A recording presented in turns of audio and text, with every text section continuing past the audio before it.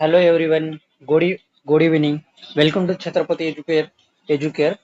Today's topic is today's topic is NEET Hall Ticket and Exam City Allotment.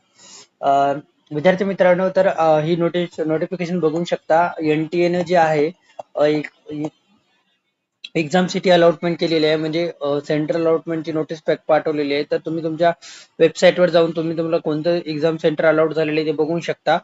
आणि बघा 500 different location through 552 सेंटरवर होणार आहे आपली exam या वेळेची.